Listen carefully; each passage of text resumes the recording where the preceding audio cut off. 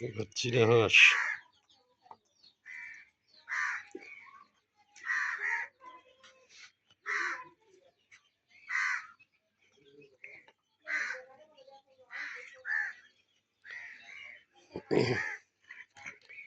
এখানে মোট 24টা চীনা হাঁস আছে।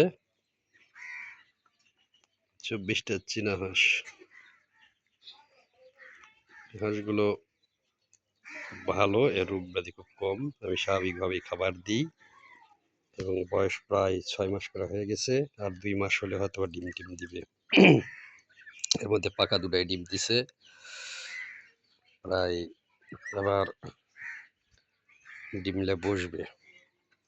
এটা হাঁসা।